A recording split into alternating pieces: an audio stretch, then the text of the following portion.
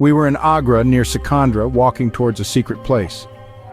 Dr. Vasim and I were passing through an ancient overgrown path when we suddenly heard a strange rustling noise. We stopped in our tracks, our hearts pounding with a mix of fear and curiosity. The narrow, winding path was surrounded by dense foliage that seemed to whisper secrets of the past. We thought someone or something was trailing us, hidden by the thick undergrowth, but a careful look around revealed no one. We continued walking, but the noise grew louder and clearer. It sounded almost like soft footsteps crunching on dry leaves, yet every time we paused to listen, it mysteriously stopped. The air around us felt heavy, as if charged with anticipation. Vasim whispered that the area was known for its historical ruins, often associated with tales of wandering spirits. I tried to dismiss his words as mere superstition, but the eerie atmosphere made it hard to remain skeptical. As we ventured further, the surroundings grew increasingly gloomy. The trees arched overhead, forming a natural vault that barely let any sunlight through. Our path was now barely visible, covered with moss and ancient stones that told tales of a forgotten era. We then reached a clearing that felt unnaturally cold. The temperature drop was sudden and palpable, adding to our growing unease. It was here that we first heard the voice. It was a low, murmuring chant that seemed to come from all directions. We around, trying to locate its source, but saw nothing but the dense forest. The voice grew louder, and it seemed to be speaking in an old dialect that I could not understand. Dr. Vasim, with his knowledge of local languages, looked equally baffled and increasingly frightened. The words, though unclear, carried a menacing tone that made the hair on the back of our necks stand up. The voice suddenly cut off and was replaced by the sound of footsteps. They were quick and deliberate, as someone was rushing towards us. We tensed, ready to confront whatever was approaching, but again appeared. The footsteps seemed to circle around us, getting louder and then fading away, only to start again from a different direction. Convinced we had to leave, hurried towards what we thought was the way out. It was then that we saw a flickering light in the distance. It looked like a torchlight, moving erratically, as if carried by someone not familiar with the terrain. Hopeful for a sign of other human presence, we moved towards it. However, as we advanced, the abruptly vanished, plunging us back into darkness. Before we could recover from the shock, the footsteps returned. This time they were accompanied by a low, haunting laughter that echoed through trees. It was mocking and sinister, and a cold dread settled over us. We quickened our pace, desperate to find a way out of this oppressive place. Just when we thought we were lost, a figure materialized in front of us.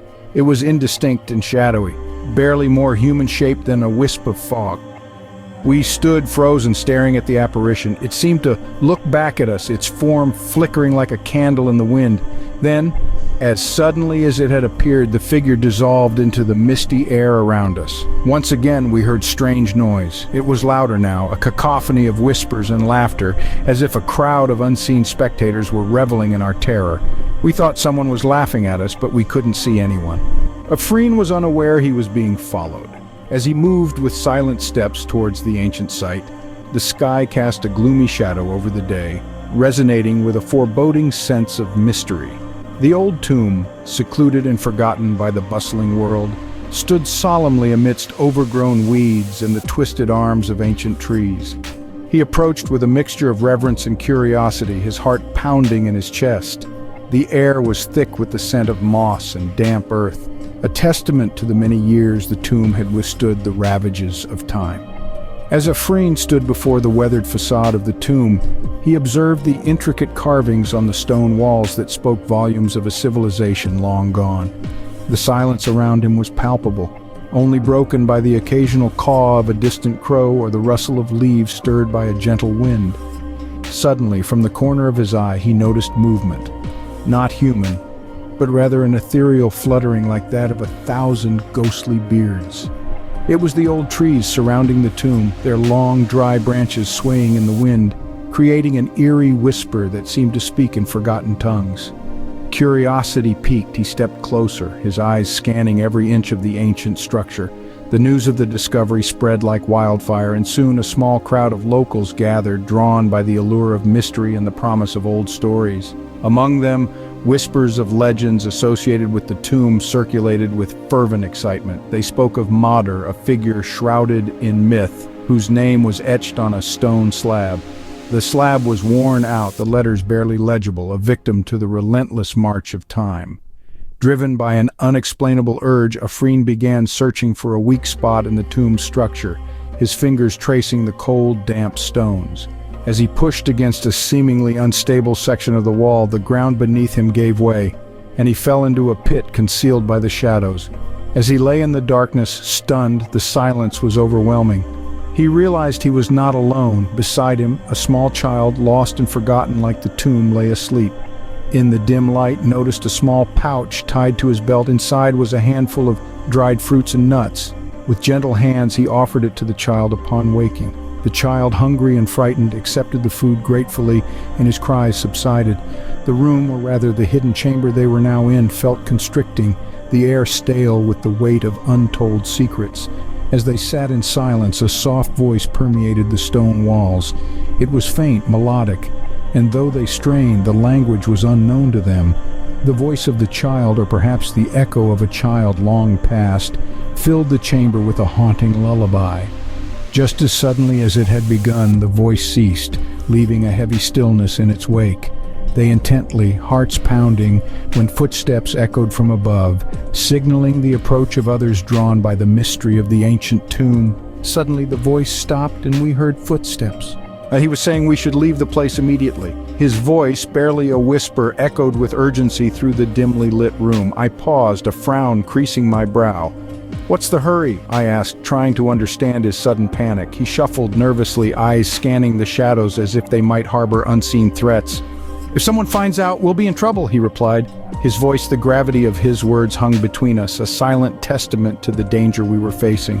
I sighed, my thoughts racing. "What's the point of hiding? The child is not safe here," I countered, my voice rising slightly with emotion.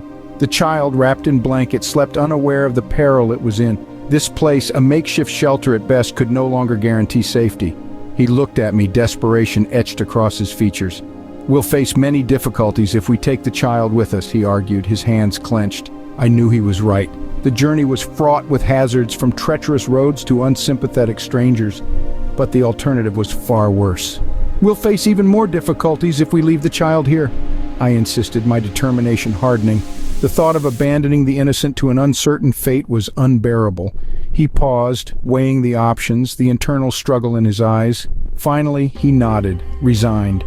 He took the child and went outside, stepping into the cold night air as if each step weighed heavily upon him. We waited, each minute stretching interminably, for Sayan's arrival. The night was silent except for the distant howls of stray dogs and the occasional rustle of wind through the desolate. The machine that was supposed to take the child was not working properly. It stood in the corner, a relic from a better time, now just a reminder of broken promises and failed hopes.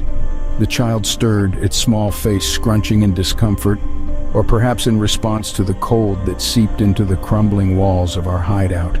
I picked up the child, trying to provide some warmth, whispering soothing words that felt hollow in the thick, tense air. Kareem arrived shortly after, his presence supposed to be a relief, but now just another variable in our precarious equation. The child was given to him, a handoff of both hope and desperation. But Kareem, with his weary eyes and shaky hands, also couldn't handle responsibility. His life, much like ours, had been a series of misfortunes and makeshift solutions. As we pondered our next move, a plate of food was prepared for the child. It was nothing much, just scraps we could gather, but it was made with as much care as our worn hands and weary hearts could muster. We watched the child eat, each bite a small victory against the adversity we faced. Amidst the despair, we decided on a name for the child: 70. It wasn't just a number, it was a symbol of hope, a belief that this child would be the beginning of something new, something better in spite of the crumbling world around us. The name, simple yet profound, was our silent pledge to never give up, to fight against the odds for the sake of this new life. He was saying we should leave the place immediately.